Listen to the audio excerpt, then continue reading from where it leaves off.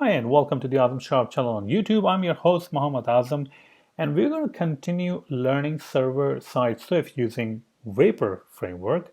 And in this particular screencast, I'm going to show you how you can connect to the SQLite database. All right. Now, the first thing you need is SQLite, obviously.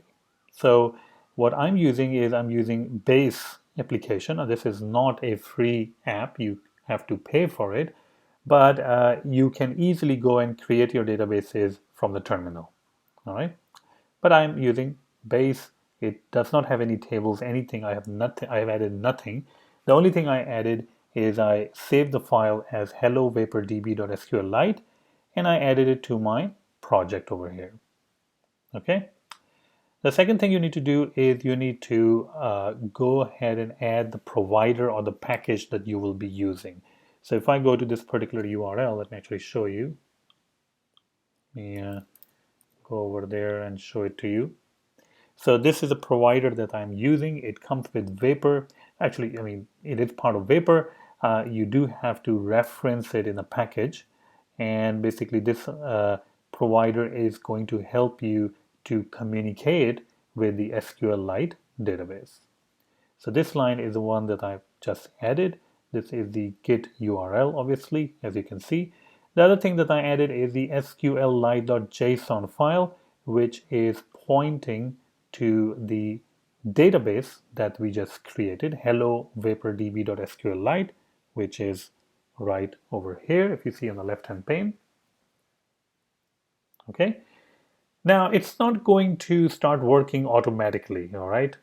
You have to, you have to do the import, obviously. Once you do import, you will notice that it doesn't build anymore. I mean, it's saying, what are you talking about? I don't know anything about Vapor SQLite, right? So the best solution I found is to close your Xcode. So close your Xcode, go to the terminal, make sure that you are inside your project folder of Vapor and type Vapor clean. Now Vapor clean is going to clean out your file with all the fancy stuff like all the basically temp files and all that stuff, and then you're going to say Vapor Xcode.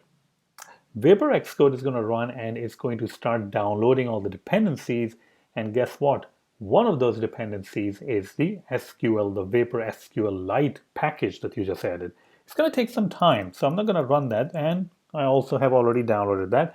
So make sure you run first Vapor clean, then Vapor Xcode. All right, and make sure that your Xcode is completely off. Basically, you have to close your Xcode before running these two commands. Now you will open your Xcode, and even if then it gives you problem, then go to preferences of Xcode, go to locations, click on the derived data, this guy over here, and delete the derived data folder. So I will delete this one, this one, this one. Okay, and then close Xcode, go to terminal, run Vapor clean, Vapor Xcode again. Hopefully at that time it should fix the problem, and this guy will be clear to go. So the first thing I need to do after that is to add my provider to my droplet, and that is simple one line of code. There we go. Pretty easy. And the final thing what I want to do is I want to create a GET request for version, and I want to simply return the version. So let's result equals to drop.database.driver.raw and select SQLite version. All right, and let's put this over here. The final thing I need to do is to return that as a node. Let's go ahead and build this. Hopefully everything is okay. And that's pretty much it. So if I go to version now, the version URL, it should give me the current version of the SQLite. So let's go over there, localhost, and let's call it version. And of course, you make sure that you are running your server. So let's go ahead and run the server. It's running. Now if I go and refresh, there we go.